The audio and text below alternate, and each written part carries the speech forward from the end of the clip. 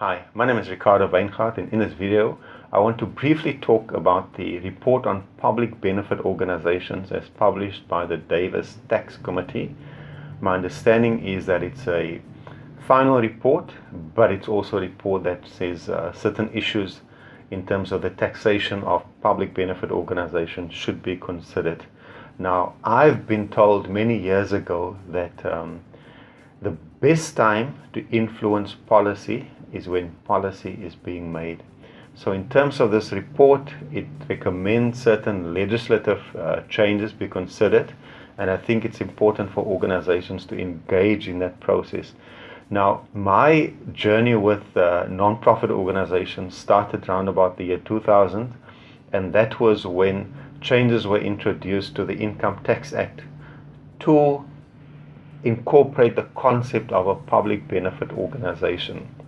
And those changes have been significantly important for the non-profit sector in South Africa. It has increased corporate funding to the non-profit sector, and the list of public benefit activities have increased over the years.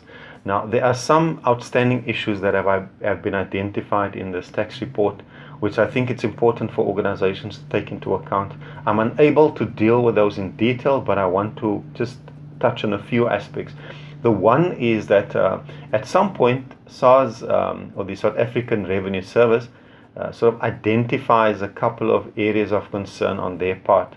The one area is in terms of compliance by public benefit organizations. So for example, when they change their details, they change their board members, they do not inform SARS of those changes, and that's an important compliance issue.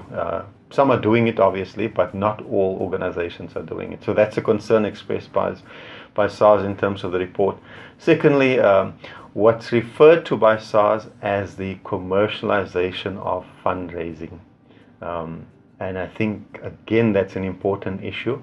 I've actually written an article on it, and it's in the link below, on the issue of commercialization of fundraising.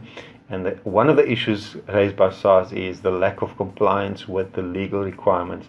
So in this article, I speak about, what are the legal limitations in terms of fundraising. I found that with a lot of organizations, when I talk about risk management, fundraising is usually number one on the list of risk issues. But if you don't deal with the fundraising aspect correctly, and then it may even become a bigger risk for the organization.